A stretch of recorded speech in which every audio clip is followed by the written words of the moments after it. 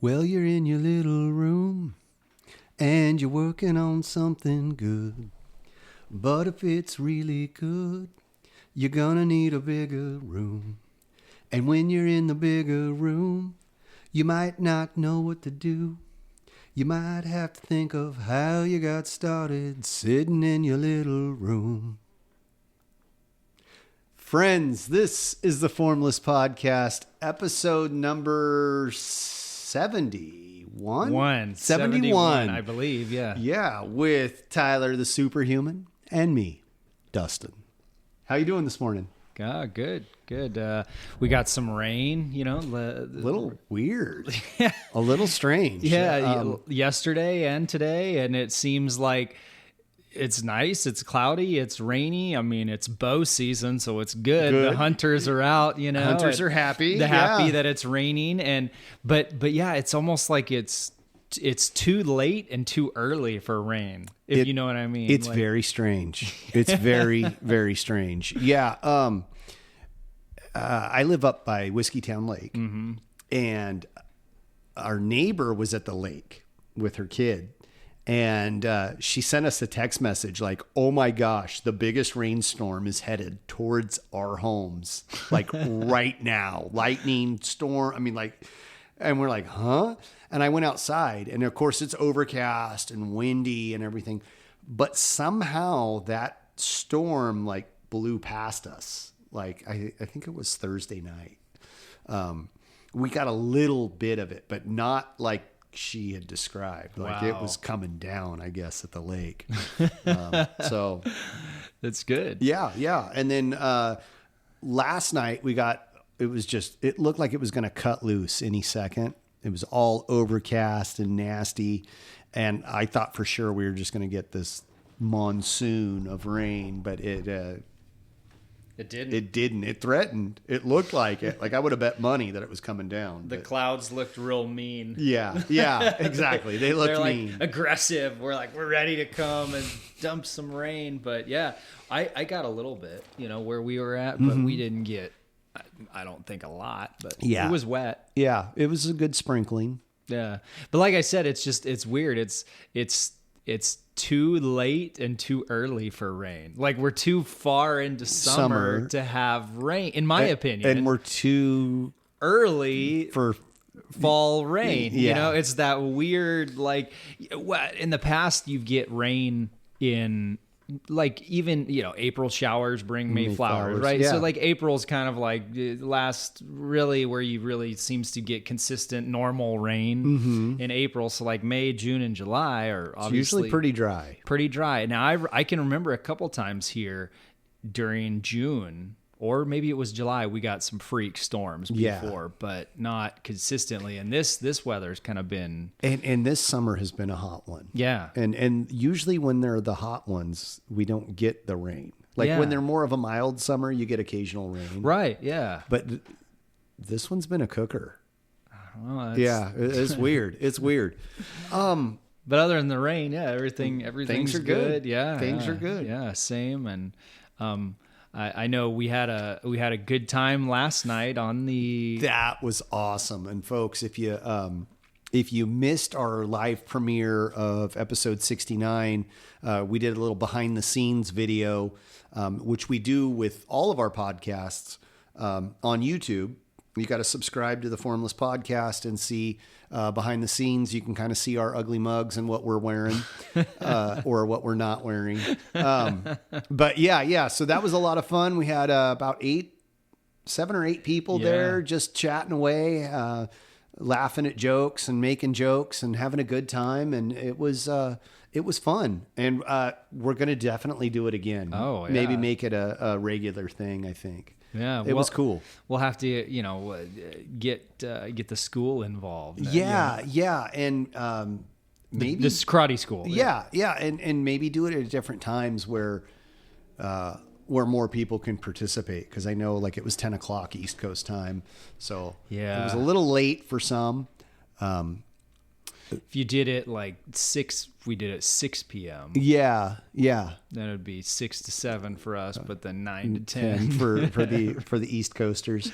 Yeah, we'll have to play with that and see. But I definitely think we should do that regularly, or semi-regularly at least. It was a lot of fun, just chatting while we're watching one of our podcast videos. It was cool. That was a new one on me. That was a new experience for me. It was kind of a throwback to like the early days of the internet. Yeah. Where you like had a chat room going and you're just chatting with randos from all over the world. It was cool. Yeah. You didn't know who you were talking to. Yeah. Remember all the little abbreviations like the what was it? ASL? It was like age, sex, and location. Yeah, that's right. I remember that. So like there was all of these little like abbreviations that everybody had for stuff. Yeah. I forgot about that. And back, I mean, we're talking now back in like the early 2000s, late 90s. Well, yeah. I mean, yeah, that's true. It was going on. I'm talking when I was kind of like doing the chat rooms. It was probably like 2000, right? Okay. 99, 2000. Yeah. And man, you get in those chat rooms and I look back and I'm like, what, like I could just spend hours in a chat room talking to people you don't know. Complete strangers. Yeah. And it was like, you know, that's where I heard when I first saw the LOL, laugh out loud, you know, when I first found it. And then that translated to texting on our phones, you know, but and social media, but that was something that was like early, you know, from the chat rooms, at least my experience. And it transferred to like gaming too. Gaming. I would watch some of my kids watch games, or watch them play games, and they would be chatting with different people and stuff. And they had a whole different language for abbreviations and stuff, like AFK, away from keyboard. That's right. Yeah. I mean, but stuff like other things. Raffle. Stuff I didn't know though. I was like, what is that? What are you doing? You know, it's like, oh, he's taking a break, or he's away from his keyboard, or he's talking to his mom. There was one for that. Just like all sorts of stuff. It's crazy. Good times, man. Yeah. Anyway, it was super fun, and we're going to do it again. So if you missed out this time, stay tuned, because we'll have more and you'll be able to catch up with us. And, yeah, that was a lot of fun, and getting people to interact and talk while we were at it, and especially now. I mean, your son, you know, he was on Tom there. Tom was there. My other two watched. They didn't participate. One of the parental controls wouldn't allow them to do that. So so I'll have to fix that for next time. It was like too late. We were already rolling, and I was like, too many things going on and trying to pay attention. And I was like, I'll make that better next time.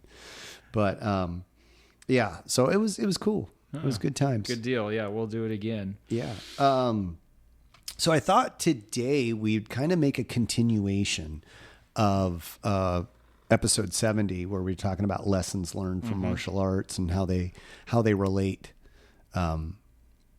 to real life. Yeah. One of that's something I've really experienced is what do I take from the dojo and you know, coming and training here.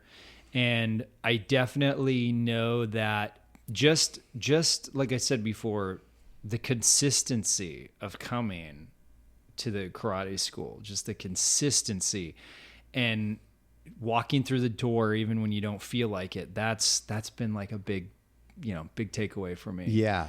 And I was watching a video on YouTube this morning or last night. I can't remember what it was, but they talked about why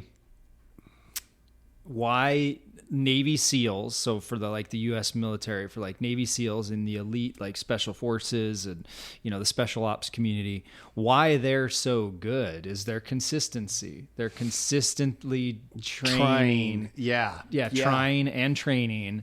And, you know, I've never been in the special forces or any of those elite jobs, but I know from my being in the Army myself, you know, consistency is, you know, a big thing that really helps out. And I think something that happens when you consistently do something, you could, I believe you could hand somebody like a hammer, right? You can hand them a hammer and not tell them anything about what a hammer is for, or any tool. Just take any tool. Yeah. And you could not tell them anything about it. I'm talking a simple tool like a saw. We have six simple machines, the simple tools too. There's only so many simple tools. And so I don't know if you've heard about that. No, go ahead. Continue. Yeah. So, but you give them like a hammer and you could not tell somebody how to use it. And I believe they would just figure it out if they just consistently every day picked it up and said, what can I do with this? What can I do with this? Yeah. And they would eventually, I think a person would figure it out, and I think it's just that consistency. And that's a theory of mine. No, I can see that, because like the simplest tools, hammers, screwdrivers, saws, things like that, it's almost intuitive. Yes. Like it's like, oh, my hand goes here. This thing's sharp. It's gotta like cut something, Yeah. I'm not gonna hold it and cut myself with it. No, but the amount of uses that you can, the amount of things you can do with that, like a simple handsaw can be a musical instrument. Oh, right. Yeah. You've heard them. You've heard the saw, the musical saw. I don't know if I have. You should check it out. Maybe okay, musical saw. You can cut wood in half. You can cut relief cuts. You can cut notches for another piece of wood to sit in it. There's like so many things. The pond is small, but it's deep. Right? Right? Like we were in the lesson today, we were talking in class today, we were talking about boxing. Okay. And boxing has been around, it's been around for thousands and thousands of years, since since the second person was born. It was probably like right then and there started, but there's only so many punches. There's only so many punches you can do. But it's what you do coloring outside the box with that makes it special. Right? What you do with that saw or that hammer is what makes it unique. And there's the more you become acquainted with that tool or technique, the more you find other uses for it. Yeah. And I think, to your point, like the more consistent you come to class, even if you were to do the same thing over and over again, you would find other ways to do that. It's like the old, it's like the Musashi quote from One Thing, No 10,000. That's a really great point. I'm glad that you brought that up. That's so cool. Yeah, I mean, it's you weren't here in class, so it's funny that you brought that up, because we were literally talking about that very topic. That for boxing. Yeah, yeah. There's only so many punches. There's only but it's what you do with those things, how you use them. Everybody's different. Everybody's a different body size. Everybody's a different body type. And there are, you look at like professional boxing even. There are people that are punchers, like George Foreman. He wasn't light on his feet. He wasn't like Muhammad Ali.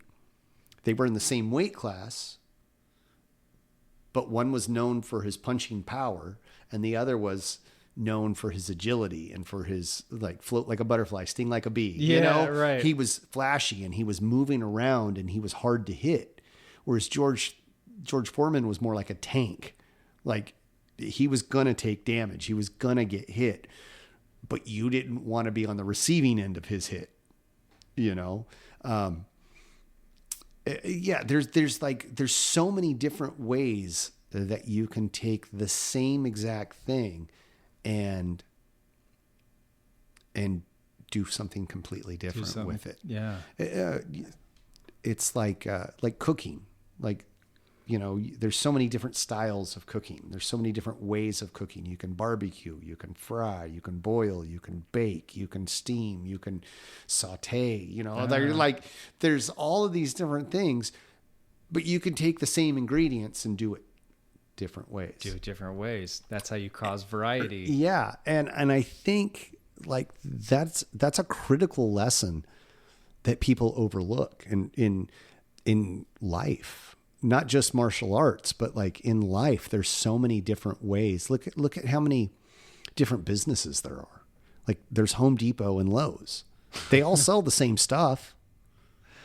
That's a good way to put it. They all sell the same stuff. It's just a different variety, a different, they have a different approach. Their coloring, Home Depot's orange and Lowe's blue, But yeah, I mean, you can go, you can almost, I'm sure there's like scientific research done on all of that stuff. I know there is with advertising, like the color schemes that they use and stuff, because certain colors make people feel different. Certain combinations of colors are more appealing and things like that. And there's also colors that are unappealing. But yeah, there's depth there. And I think for some people, myself included, the only way to see that depth sometimes is just repetition. Yeah. And just like doing the same thing over and over and over again until you're almost bored with it. Yeah. And then it's like, oh, wait a minute. Here's another angle of approach. Here's another thing that I can do with this simple thing to make it. Yeah. Yeah.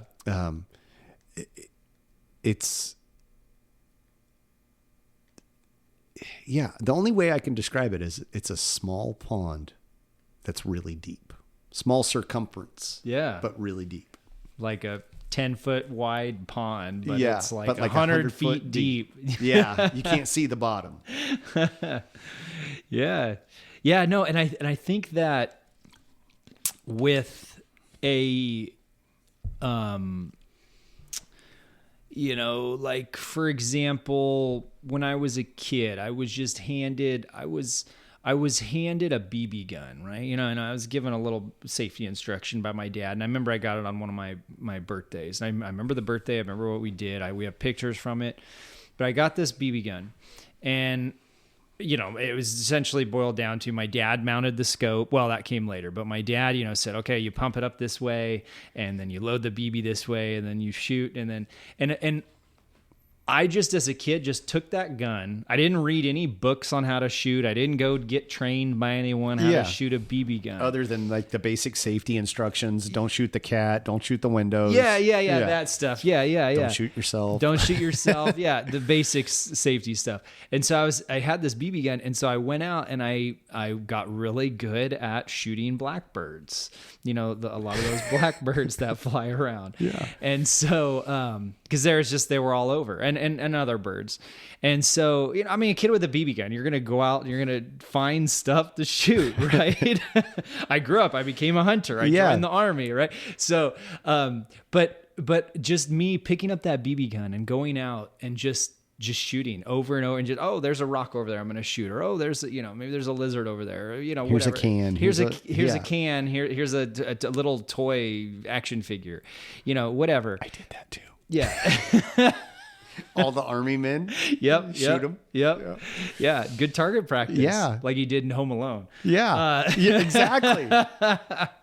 So, but there's a certain level with the consistency of picking up that BB gun, going out there and just constantly just pumping it up, whatever, 7 or 8 times and, until it maxes out and then loading the BB. Or whatever, you load the BB first and then shooting. And there's just a certain level of comfort that comes with that. And then I think with that comfort, you're like, oh, just by shooting over and over and over, you figure out how far that BB goes, what damage it does kind of. And you just kind of develop a sense of that. And that's something you can't learn in a book. I mean, you can learn in a book or a manual, right? But it's that real world experience that hits differently than the book. Yeah. And so I think that it's interesting because then you get to a point where you start getting creative, like you're saying, like, how can there's only so many punches, right? There's only so many punches. Well, there's only so much of a distance with your BB gun that you can shoot, or only so close or so far. And then you start thinking, you know, how can I get creative to this? Can I shoot the water on a pond and skip the BB off off the water, or can I ricochet the BB off of a wall and hit, you know, and you're just, can I hit that thing way over there? Yeah. Can I lob my BB, and if I aim the gun up, the BB gun up high enough, can I hit it? And so, so I think by just showing up and getting a tool in your hand and just doing it, regardless of whether you have instruction or not, obviously instruction is better to have than no instruction, right? In most instances, you advance faster. Yeah. And so, but there's just a certain level of comfort that develops by the consistency of doing it over and over. And then by you internalize that you have that relationship with that, like I had that relationship with that BB gun to where I was totally comfortable with it. Mm-hmm. And obviously the flip side is you don't want to get too comfortable with something, because then you get reckless, right? You can, or careless or reckless. So that's a whole other subject, but I got comfortable with it to the point where it was just, where now it's, what can I do with this? And there's just you internalize that self-confidence and self-awareness that I've spent time doing this BB gun that you can't get any other way. Yeah. You just can't be, I like to call that mat time, for anything. Yeah. Just a mat time. You know, you have, I mean, somebody that just walked out in the woods and started hunting deer, right, when they were a kid, mm-hmm. and now they're an adult, and maybe they watched a video, or maybe they read a book or not, or they had someone take them out or not and show them how to hunt. But you will just develop that naturally, stepping out in the woods and looking at animal tracks and looking at the scat and just seeing animals, and you have your own personal connection to that. Yeah. Versus some people that they want to learn to do something, and so before they even touch the guitar they want to learn to play, they'll read 10 books on how to play an instrument, or watch YouTube, YouTube, and it's like, yeah, you got to just sometimes pick up the thing and just start doing it. Mm-hmm. Yeah. And so that's where that consistency comes into. That's what I see as with martial arts, I have full faith in my front punch now. I've done my front punch so many times that I just, in both hands, I'm like, I can throw that. I trust that thing. But it didn't come like, it didn't happen in one day. No, correct. It happened with that consistency and that doing it over and over, and that repetition over and over and over again. That's, it's funny. That's not what I was thinking. Oh, that wasn't a lesson that I was thinking of. Oh, okay. And hearing you say that, I was like, yeah, I did learn that way. That's an important lesson that I completely took for granted. To your point, I was teaching class last Monday. I believe it was last Monday. And we were going over hammer strike. Okay. Just simple thing. And we were talking about different ways to use it and different ways to apply it and things.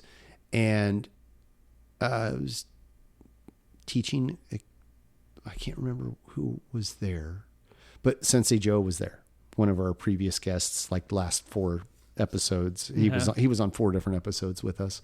But something that opened his eyes to pulling off the technique and the defense for that is his height advantage over his partner at the time, who was like, Joe's like, what, 6'3"? Something like that. He's 6'2", 6'3". He's a pretty tall guy.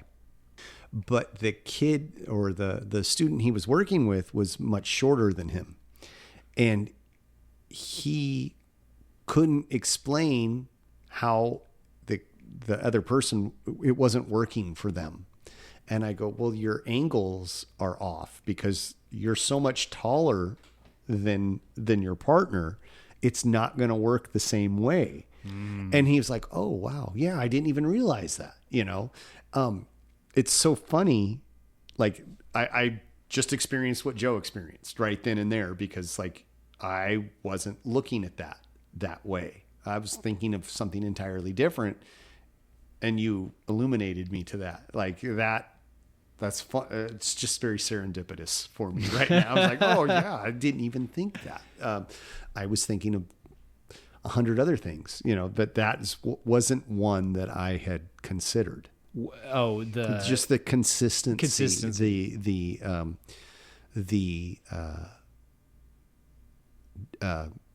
discipline and consistency of going over and over again and learning how many different ways can I do this? It's like, how many different ways can you write your name? How many different styles? How many different languages? How many different fonts can you use? There's so much depth there, and it's a relatively simple thing. It's just arranging a certain number of letters to spell your name, but there's so many different ways you can apply that. You look at art, like painting. There's so many different styles of painting. There's so many different painters, and they all have a unique thing. Yeah. But they're all doing essentially the same thing. They're taking a brush, dipping it in paint, and putting it on canvas. Wow. Yeah. Yeah. It's no, I never. That just brought me on a whole nother tangent, but like that, there's depth there. That's cool. There's so much to involve there. If everyone picked up a paintbrush, if we got 10 people in a room and picked up a paintbrush and said, draw a person, we would all draw. I mean, I would draw a stick figure, but like some people might just draw the face or the profile. Or, who knows? And they'll all look different. Yeah. They'll all look totally different. Yeah, no, that's good. That's good. That's cool. No, that took me off guard or not off guard. That's a poor choice of words. That just took me by surprise because I expected something completely different. That's cool. Yeah. Yeah, no, no, definitely the consistency. Cause then if you show up, you just show up, walk through that door. There will be, Sensei always talks about you become someone who does martial arts and you do it long enough to someone who is a martial artist. We've heard him say that. Yeah. And I don't know where that transition point came from. Like I would say a couple of years I did martial arts, right? But then at some point, somewhere over the midway point of my journey to now, or at least to black belt, which it was 5 or 6 years for black belt for me. I think it was just over 20. Yeah, it was just under 6 years. But somewhere around that point, I didn't stop and say, okay, I think I'm at the halfway point and I think now I'm going to start being a martial artist. Like I didn't do that, right? It was like, I'm going to class to train. And then at some point over the midpoint, at some point, I don't know when, year 4, year 5, year 6, all of a sudden I was like, oh, I'm a martial artist. Yeah. Yeah. And so that same thing, going back to that person that picks up that hammer, that person might've picked up that hammer and said, well, I don't know how to use this thing, but I'm going to start just figuring it out. And they just consistently keep using it. Well, one day they're going to wake up and be like, wow, for the last week, month, year, I've been using this hammer. Like all of a sudden I'm comfortable with it in a whole other way that I wasn't comfortable before. Yeah. And that can only come with consistency, at least that I believe. No, I agree. That was cool. That was good. Yeah. I like that. What have you learned in martial arts? Oh, geez. From coming to class. From just being. Yeah, like what is that we've taken in class? There's so many things, but communication. It sounds weird. But nope, that's good. I had a little bit of an experience with that last night, actually, before we started watching the live video. I had a real rough day Friday at work. It was actually it was like the last hour. Everything was good up until that. It was pretty good Friday. And then things just nosedived terribly. And it really frustrated me, and I was really upset over it. And I was in like a high emotional state, right? And I basically just like had it all bottled up and let it go like I shouldn't have. Yeah. And told my wife like just all of the stuff that was at the forefront of my head, and it just all out, and it freaked her out because I don't do that very often, but I also tend to do it when she's super stressed out on stuff. And I had to like check myself a little bit. Yeah. I'm going to sneeze here in a sec. I had to, sorry. Apologize. That's okay. I had to like go, hold on, wait a minute. What I just said wasn't what I meant to say. And I had to like take a deep breath, apologize, and like go, okay, I said all this stuff, but it wasn't what I wanted to tell you. I wanted to tell you, you know, X, Y, Z, all of these things in this order, and not just hit you with a bunch of baggage. Mm-hmm. 5, 6, 7 years ago, I wouldn't have been able to do that. And it would have just turned into this nasty fight with my wife. And I was able to catch myself, realize I made a mistake, and go, hold on, I screwed up. Let me apologize. Let me tell you what's going on with me and why I'm this way right now.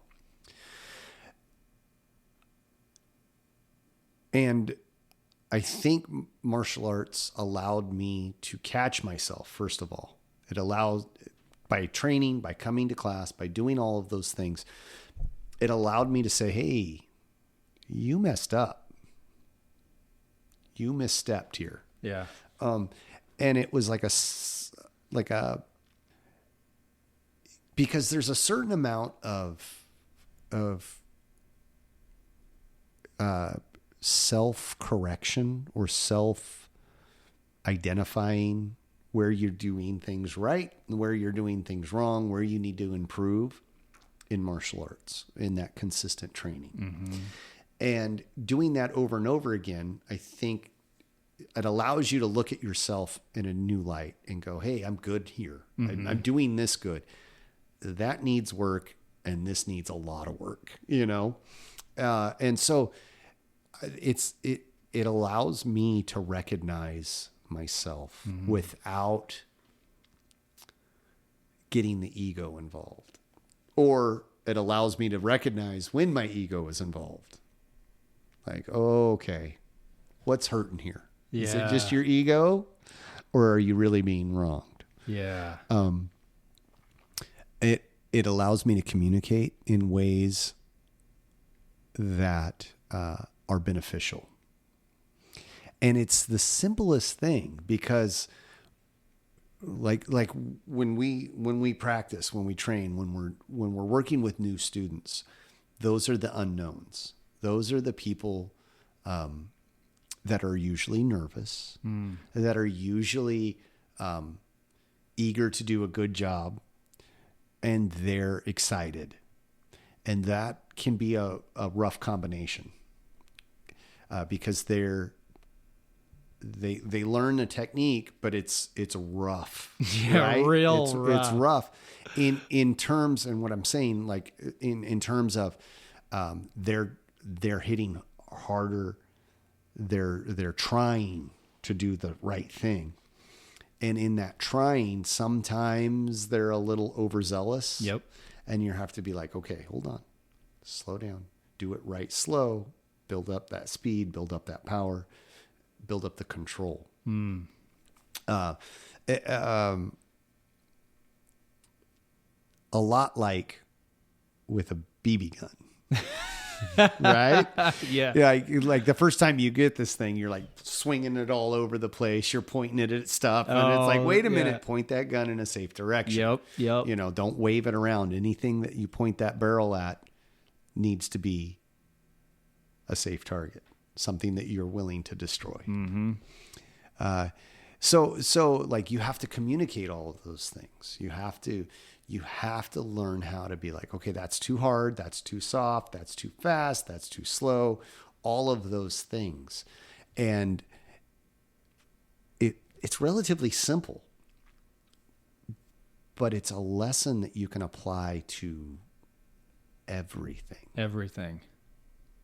And so that's the one that's at the forefront of my brain right now, is the communication, because that was a lesson that I'm constantly reminded of in life. I'm constantly going, did you communicate that? Did they get the message that you're trying to convey? Did you receive the message that they're trying to convey? It makes me ask questions. It makes me go, okay, hold on, wait a sec. Slow your roll. I didn't understand that. You know, are you trying to say this? Right. You know, Sensei always talks about, not to interrupt your train of thought. Sensei always talks about Sensei Cord. Oh, okay. I was going to say which one. Right. He always Blaine. He talks about that there's what you meant to say, what you did say, and what was received. Okay. Yes. I think if I'm quoting him correctly, I think there's the three things. Wait, what you did say, or what you meant to say, what you did say, and what was received. I don't know if there's another one or not. What you actually said. Or what you actually Something said. like that. Yeah. That,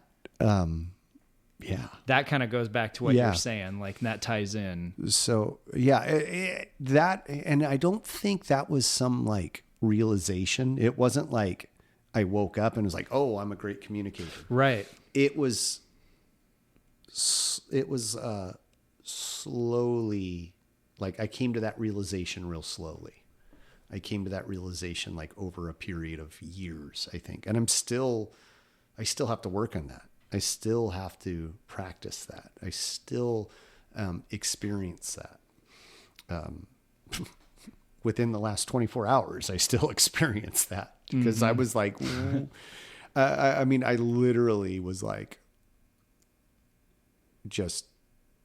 I just emotionally like barfed all of this crap out on to my wife, and she's like looking at me like, oh my Lord, I got to change my whole life right now. I got to do and it was like, whoa, that's not what I wanted.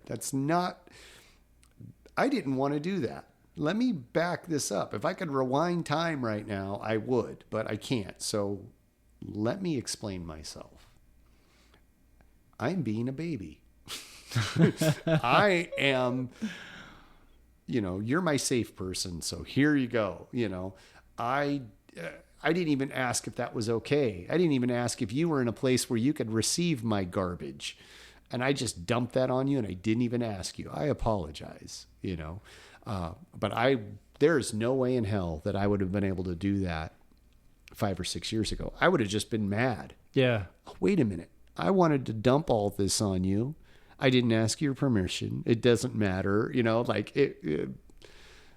Boo-hoo, poor pitiful me, Oh, yeah.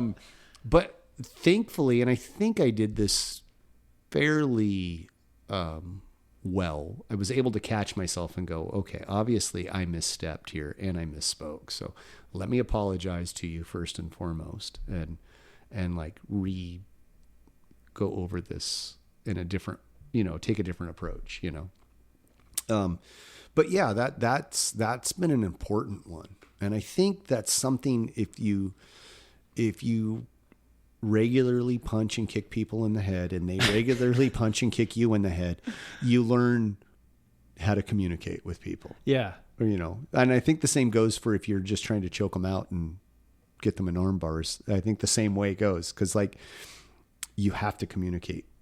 Hey, wait a minute, you're going to knock me out, or you're going to break my arm. Like, wait, stop, break. Mm-hmm. you have to be able to communicate those things. Mm-hmm. And you learn how to do that fairly quickly. Yeah. Or you end up knocked out or broken. But I don't think you ever perfect it. No. I don't think you ever perfect it. I think that it's a constant lesson, yeah. Cause I don't know, maybe somebody does perfect it, but I haven't yet. That's one I have to keep working on. Yeah. I think when somebody says, I have arrived, or I've mastered this, then you're like, oh no, I don't know. I'm a little leery of that. Yeah. I get a little leery when somebody's like, oh, I'm this. Like, they put their self, yeah. That's a totally another subject, but yeah, I totally agree. Yeah. And so it is a constant process. And like you said, that's something I didn't realize as big until you just said it now, was the communication. That's a big one. Yeah. You really learn to communicate a lot better, I think, in martial arts. And that's translated to my film career, communicating clearly to crew members, like, hey, we need to do this, or this is our job for today on this film set, or whatever, or here's the plan, or here's the plan, or what's your plan, being able to not only give instruction and receive it. Yeah, absolutely. Or just getting what you have in your quagmire of your thoughts, out in a clear and concise way. Yeah. And to add to that, what's in your thoughts, and to get that out in a clear and concise way, and then you can communicate that, because your communication is better. That's better for your emotional health too, because your internal emotional health, when you're communicating what you actually want to say in a respectful, polite way, and you're communicating that in the instance of like, hey, your partner is hitting you a little too hard, and you're like, oh, hey, stop, you're going to knock me out and we're just training, right? And if you don't say anything, then you start getting a little upset every time they do it, and then it really builds. Well, and not only that, but like, then you don't focus on the lesson. And that's exactly it. That's the way I usually break it to newer students or children. Like, okay, tell your partner if they hurt you. Tell your partner if they're going too fast for you, because you're going to be worried about getting hurt or them going too fast for you to learn the lesson. Mm-hmm. But we all, I think, have a certain degree of that. All of us. Yeah. All of us. Yeah. Whether you're a kid or whether you're a new student or an old student. And I would go so far as to say as consistently communicating. Consistently communicating is good, because then you'll be and working on consistent communication, and consistently saying, oh, hey, this is how we're going to do this, and this is the lesson, and so we need to take our speed down a notch, or we need to take our strength down a notch, and consistently saying that to everybody. That's good. I would definitely agree. Communication has been enhanced, that's for sure. Do you think you were aware of it though?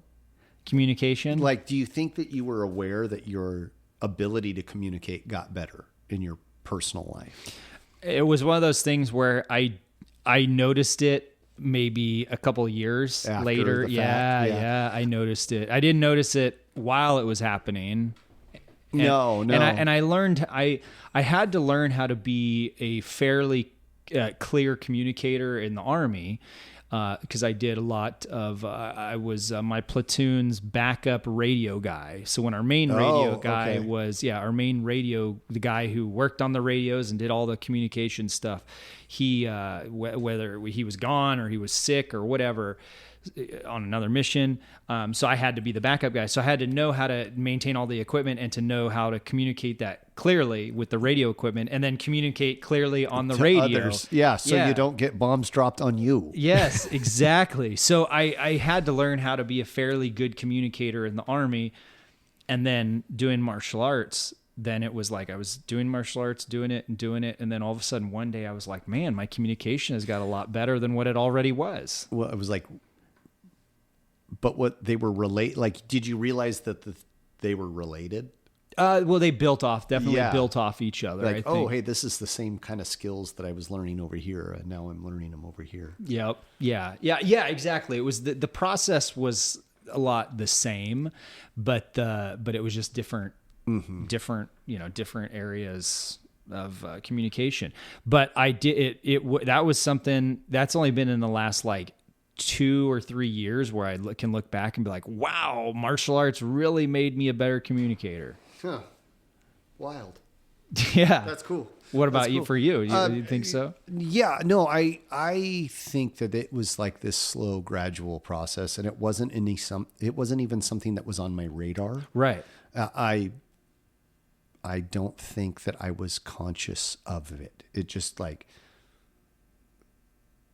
somebody would say something at work, like, "Hey, I understood that," like, or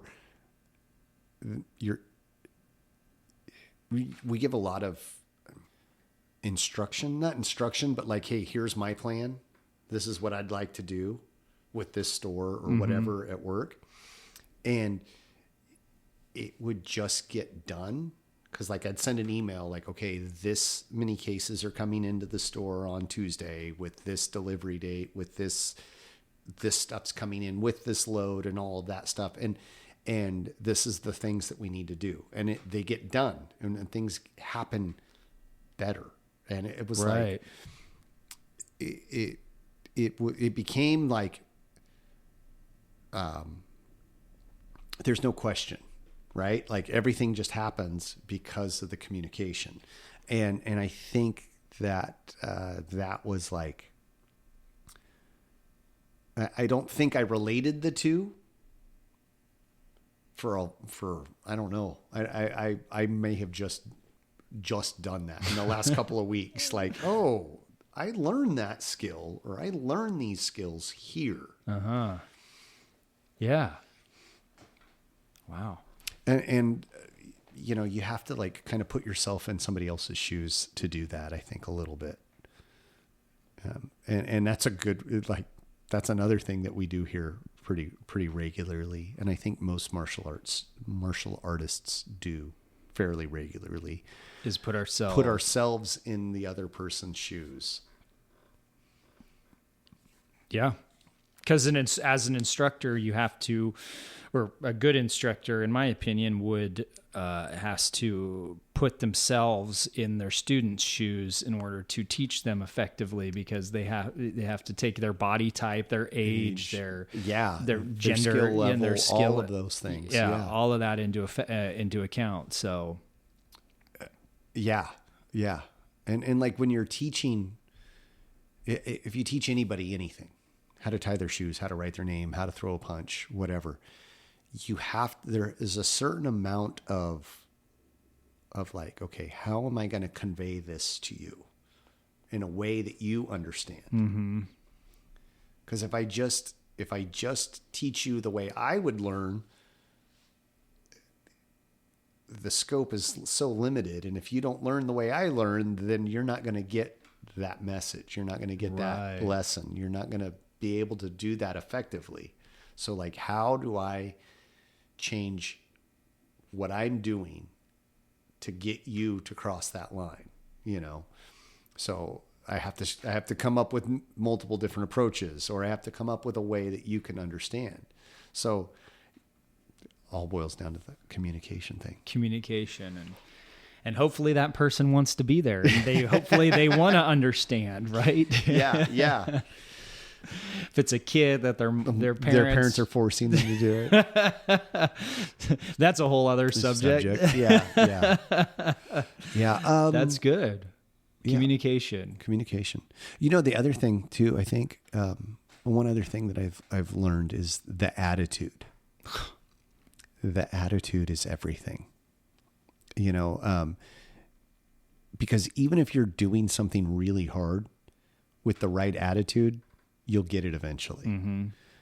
If you got a crappy attitude about it, it doesn't matter how hard you work at it. It's going to come a lot slower and with a lot more difficulty. Mm-hmm. Yeah. Yeah. Wow. Attitude. That's something I have, like, in my 30s, that has been a big lesson for me. And just working with other people on movies and everything else is just like attitude. And maybe it's an age thing and saying like, I get tired of having people around that have an attitude, right? That and it doesn't help. Having a bad attitude usually doesn't help. I don't think I can think of one time when a bad attitude's going to help. No, no. So but having and just having that ability to say, I don't want to be around somebody with a bad attitude. Cause then it's like, do they want to change their attitude? And then, and that's a whole other rabbit hole to go down. But, attitude. And when you show up and you do a difficult task and a hard task, but you have a good attitude, man, it doesn't even seem hard or difficult anymore. It takes that difficulty down. Yeah, for sure.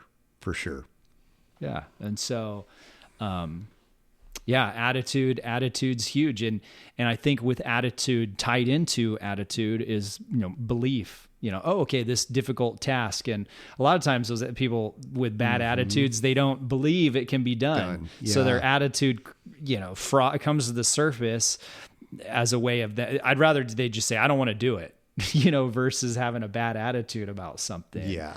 Yeah. I remember when I was a kid and my dad said, hey, we got to fill our wood room in our house with firewood so we can heat the house.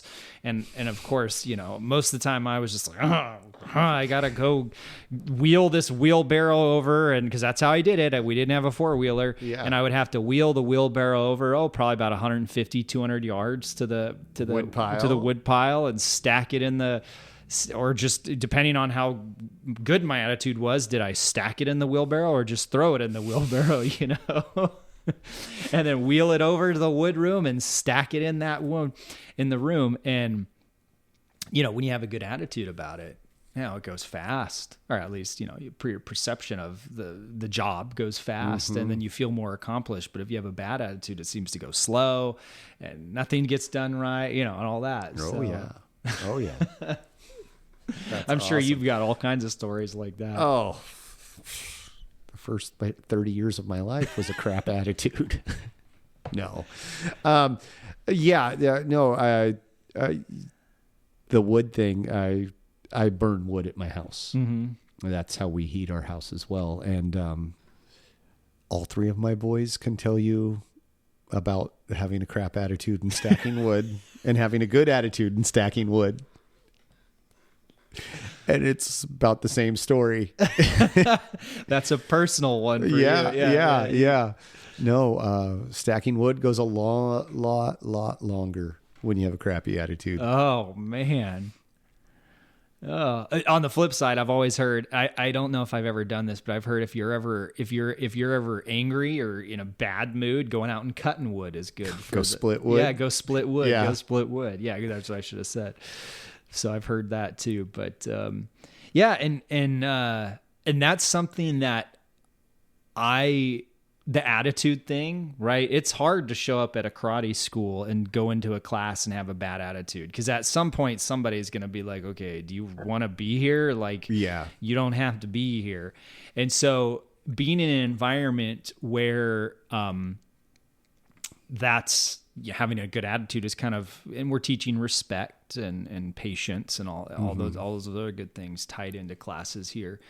But being around it so much where it's a part of our training, I have taken that outside to karate school. And now I'm evaluating people in real time.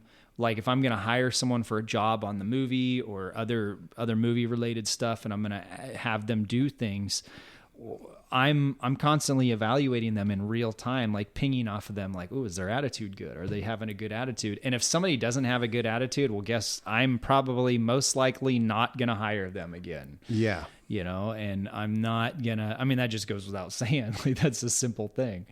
I'm probably not going to hire them again. I mean, you know, there's the small percentage of people that do a really good job at something, but have a terrible attitude. But it's like, do you really want to put up with that? You know, at least for me. Yeah. And so, but for the most part, yeah. And so that's something I look at as part of like a vetting process on someone, is their attitude.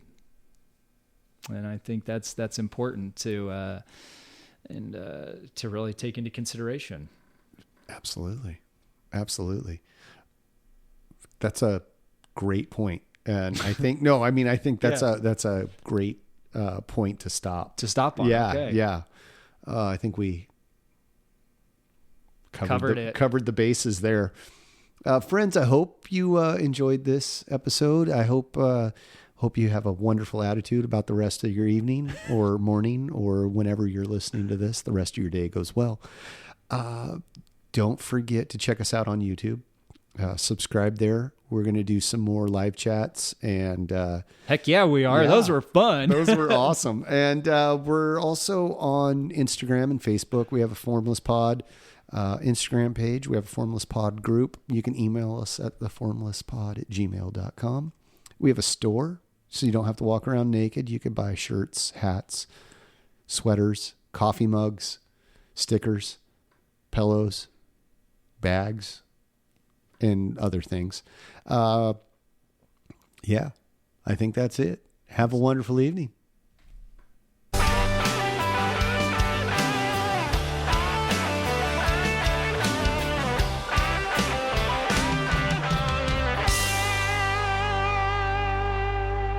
Yeah.